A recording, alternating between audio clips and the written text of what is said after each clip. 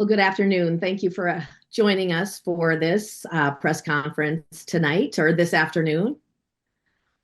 By now, everyone has seen the viral video that in under an hour exposed more than $1 million in fraud. Our caucus has been working to expose fraud for years, including working with Nick Shirley and agency whistleblowers to get the information out to the public and to hold the Walz administration accountable. While some of these issues have been reported on previously, the amount of attention and outcry that you are seeing is a direct result of the massive frustration Recording in progress from Minnesota taxpayers who are tired of being ripped off by fraudsters. The Walz administration had years to address these issues, but has frequently ignored or downplayed the issues at every turn.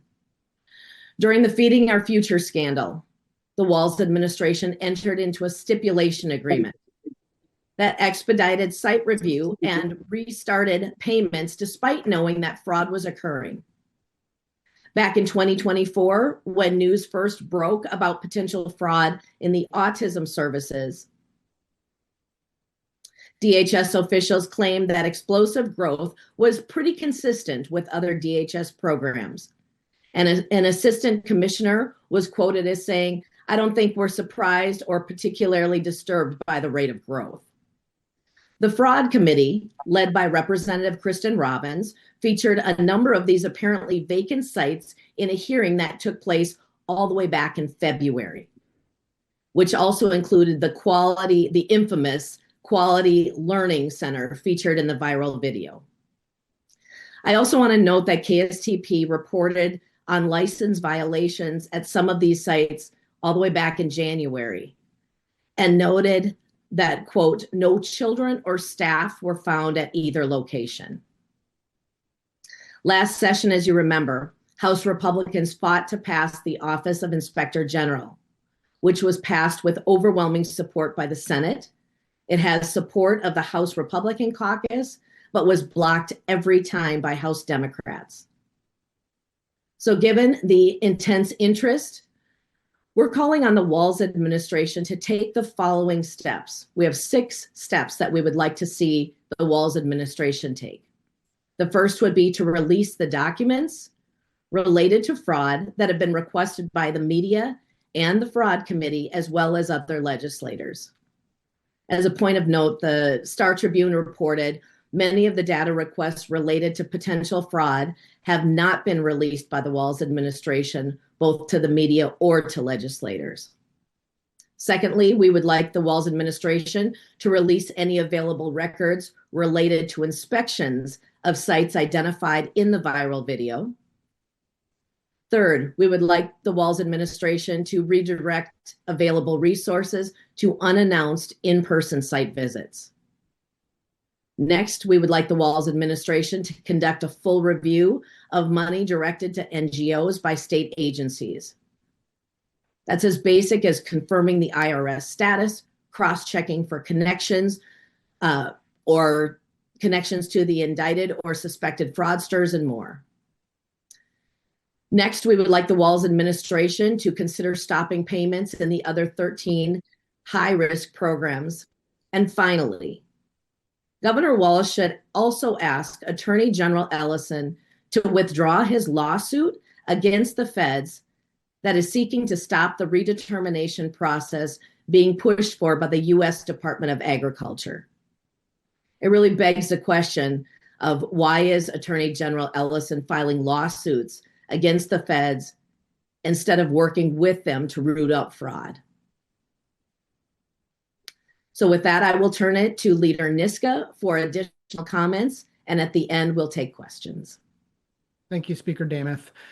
We also have a challenge for you, those of you in the media. We're ready to provide you with information on many of the sites of several service providers that seem suspicious, empty offices, multiple providers in a single building, and other red flags. So you can do the same kind of work that Nick Shirley did in the viral video and that a few other media members have done. These are all sites that have been flagged by the fraud committee for DHS previously, but they continue to operate and receive millions in taxpayer dollars.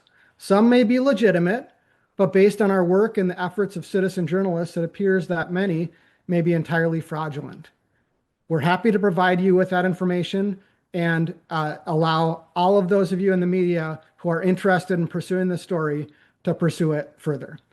In addition, we applaud today the op-ed from former legislative auditor Jim Nobles. He had an excellent piece in the Star Tribune criticizing Governor Walz for disputing the U.S. Attorney's Office's estimates and adding that, quote, rather than debate and criticize the U.S. Attorney, the governor should give the people of Minnesota an honest explanation of why fraud was allowed to grow under his administration, and he should apologize for his administration's negligence. There are many questions that the governor needs to answer. Why did the governor enter into those stipulation agreements with fraudsters back during the Feeding Our Future scandal? Why did DHS downplay the explosive growth of autism and housing support services before they changed their tune? Why has no agency official been fired or publicly disciplined for these failures? Those are just some of the questions that we've been asking for years, and the governor needs to answer, and we believe you all have a responsibility to pursue as well. Thank you. We'll take questions.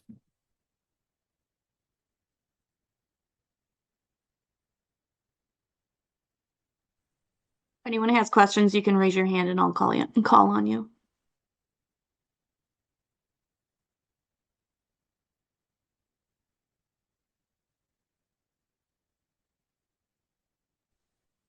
All right, Alex DeRozier. Yeah, I just had a quick question about the video itself. So would you be able to share with us a little bit more about what you know about the daycare providers in that video, and any other, just a quick overview of some of the evidence that you have that kind of corroborates what he's claiming in the video? Because yeah, I'm just kind of curious about what you've heard. I've heard of this one infamous learning center, but I mean, what else have you heard? Thanks, Alex. Well, again, our fraud committee has been doing excellent work. And so back in February, there was conversation, and in one of the fraud committee hearings, we know that the quality, and I will correct the misspelling on their sign, but the Quality Learning Center was featured in that viral video. That was already talked about in the fraud committee back in February. If DHS or the Walz Administration had been serious about wanting to root out fraud, they would have already been taking care of these things much before we brought it up in February. But when they heard about it in the fraud committee hearing, they easily could have done on-site inspections and shut it down at that point. That's not what we're seeing. I would also add much of the information that one of the gentlemen in that video was providing was due to information he got from the House Republican staff. There was another TV reporter who also covered the Quality Learning Center in January. I also provided some information by the House Republican caucus staff. That was ironically during the time when Republicans were ready to show up for work and work on this fraud issue, and Democrats were boycotting, in part because we had told them that we intended to have a fraud and agency oversight committee, and then they decided not to show up for work. So this has been something that we have been ready and willing to provide information to anyone who wants to pursue this, including some of the information that ended up in that video. Larson.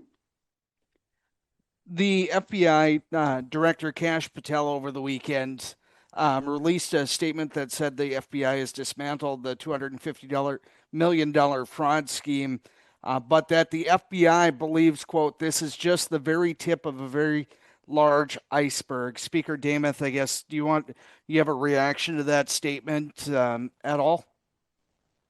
Thanks for the question. And yes, I would say that we are grateful for the work of the U.S. Attorney's Office and the feds as they've come in and they've exposed and they're starting to prosecute some of these cases. Again, House Republicans have been sounding the alarm on fraud for years.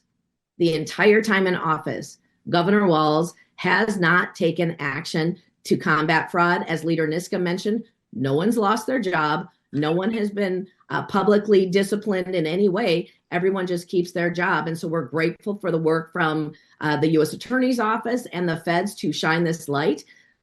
Fraud needs to end in the state. And if this is what it takes, since there's been inaction by our current governor, then this is where we're at. And Faircloth? Yeah, just a follow-up for Leader Niska. What exact information did you all provide? Again, did the House GOP caucus provide? And was it to the David guy in the video or Nick Shirley? Just clarifying. In the video, the 42-minute long video, there is a reference by David to conversations he's had with friends at the Capitol. That was cooperation with staff at the House Republican caucus. Got it. Thank you. And Gorham? Yeah, I'm wondering if either Leader Niska or Speaker Damith could just comment on a couple of members of the Republican caucus calling for the governor to resign over these recent developments. Is that something you guys agree with? Is that something you feel is not necessary to that full extent? Thanks for the question, Quinn. There's almost $9 billion of suspected fraud. Much of that is actually proven and there's been convictions. To have a governor in his second term that has allowed this to go on under his watch, under his administration for this long, taxpayers are fed up with this. They're frustrated. We've watched our state budget explode. We've watched all of our taxes and fees go up, and Minnesota taxpayers across the state are done with funding fraud here in the state. That's the frustration that we are hearing from across the state, and as you saw in the letter today. I would just add, in any organization, any company, anyone who oversaw the kind of failure that the chief executive of the state has overseen, those in charge would find a way to get rid of that leader. Unfortunately, what we're dealing with in Minnesota is that if Governor Walz resigns, the next person up for the job is the person who has been by his side throughout this entire failed administration as well. So it may ultimately be up to the people of Minnesota to fire Governor Walz at the ballot box in November of 2026. And one other piece that I will definitely add to that, as you saw in the op-ed from Jim Nobles that was referenced by Leader Niska earlier, when there was a pattern of fraud, as we saw in the child care, and then it's gone on through multiple different agencies, Jim Nobles said in that article that all the state needed to do was to implement standard financial controls and oversight. That has not happened. That is why fraud has gone on unchecked for this long, for 7 years. Eric Escala? Madam Speaker, with the 2026 legislature approaching and a tie in the House, what, if anything, have you got planned on this issue in the coming session? Thanks for the question, Eric. This is a top issue for us as we return into session. As I mentioned, the Office of Inspector General was widely supported in the Senate and by House Republicans. That would be something that we could bring forward, but we need solutions. And if the governor isn't going to do it, the legislature will take action immediately to put things into place to stop fraud here in the state. This is top of mind for Minnesotans, top of mind for House Republicans. Any specifics? Any specifics at all? We will have more specifics as they roll out. But as I had mentioned in my earlier comments, even if it's not legislative action, just those top 6 things that we would like to see from the governor starting today, unless he's already gotten it done. Maybe by time he hears this press conference, he will look at those 6 items of releasing documents, releasing available records, redirecting available resources to the unannounced in-person site visits, conducting a full review of any money that is directed at NGOs, that there's a connection with fraudsters, stopping payments in the 13 high-risk programs, and then, of course, asking or requesting that Attorney General Ellison would focus on fraud and not suing the government. Maybe those things will already take place by the governor, but if not, we are going to be working on many more things to end fraud here in the state when we return in February. Thanks. If I could add two more additional points, House File 2, which Democrats blocked in committee last year, would have a number of very important agency oversight steps. Democrats have been unwilling to do that. We're also gravely concerned that on Wednesday, a new tax is going to be kicked in on every Minnesota employer and employee. That's going into another program that we have seen and has been shown in the fraud committee to be very vulnerable to potential fraud. And so it's going to be a very important topic of conversation in dealing with that new paid family medical leave program as to what fraud controls are going to be put into place. But we're certainly looking at fraud solutions in every area of state government as we go into this next legislative session. It will be one of the most important thing that we work on. Dana Ferguson. Hi, I just had a clarification question for Leader Niska. Leader Niska, you alluded to information that the fraud committee has regarding some of these sites that they were concerned about, and they passed it on to DHS. I wonder if you can talk a little bit more about the information that they provided, and did the members feel like that was sort of taken advantage of by the department? Did they follow up on those reports that were sent over? We could provide that information to you, Dana. The information was not really followed up on by DHS. There's also, I think what you're getting at, as well as some whistleblower tips from whistleblowers who didn't want their information shared with DHS because of their past relationship with DHS and the way that DHS has retaliated against them. So that's part of the concern as well. But we're, as I had mentioned in our earlier comments, we're happy to provide for you any of that background information that you can follow up on. And just that would be information that you would share with us that's already been sent over to DHS? I believe it has all been sent over to DHS. Okay. We can confirm that. Cool. Thank you. Ashley Walker.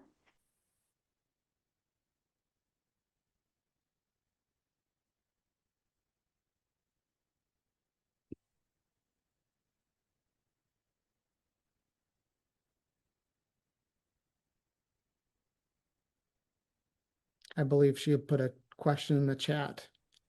Yeah, it looks like she put the question in the chat. Throughout the fraud and veiling discussions, convictions, the GOP and DFL have taken multiple shots against each other. State government, Governor Walz. They've also, both sides have made demands. What ideas, both legislative and through community action, to do, does, I assume, the House caucus have to work with DFL lawmakers during the 2026 legislative session? We will definitely be working with DFL House members. As you know, we are tied in the House, or will be potentially back to a tie. We are not right now. Republicans have 67, Democrats have 66. When we return, it's most likely that we will be back into a tie. And the Senate has DFL control by one member. And so we will be working, Democrats and Republicans. It's important to point out, though, fraud is not a partisan issue. Minnesota taxpayers have been disenfranchised and robbed of their fraud dollars. That isn't Democrat, that isn't Republican. That should be something we could all join together on, and ending the fraud, and instead of having things such as the OIG bill blocked by Democrats. We need to work together. It is not a partisan issue. Fraud in Minnesota needs to stop. Alex DeRozier. Hey, thanks for the second question here. I just was wondering if there was any reaction to today. Department of Children, Youth, and Families said that they did some surprise visits to these daycare centers that were in the video, and the commissioner of that agency said that every time they went, there were kids there. There was no indication that there was any sort of fraud going on. They said they were surprise visits. Just wondering what your thoughts are on that. And the agencies seem to they're kind of pushing back against allegations of fraud, it seems. Well, we look forward to when Governor Walz chooses to release any of the available records related to the inspections of the sites identified in the viral video. But as noted by our fraud committee, by other investigative reporters, and then on the viral video, there have been multiple attempts to visit some of these places where doors are locked, No children are in sight. No workers are in sight. And so I don't know what is being based off of. I haven't heard the commissioner, the Youth and Family, Department of Youth and Family. I haven't heard the commissioner's statement directly, but as long as they release those records, so we have proof of that, it'll be a little bit better for people to understand that maybe there isn't fraud when it's been proven over and over that there's no children in any of these sites. The fundamental problem here is that we have a governor and an administration that has totally broken its trust with the people of Minnesota. And so it's very difficult to know what to believe out of the administration. We know that there are many, many millions of dollars, likely many billions of dollars of fraud under the watch of this governor. He hasn't fired a single commissioner. He hasn't fired a single or disciplined a single person because of the massive fraud that's happened under his watch. So it's very difficult for any Minnesotan, and it's very difficult for us to take at face value anything that the Walz administration says on this topic. And that's really, really sad for our state and for the taxpayer dollars that have been looted from our state by fraudsters and criminals under this governor. Looks like that's all the questions we have. If you have additional follow-ups, you can email me. Otherwise, thank you all for joining. Thank you.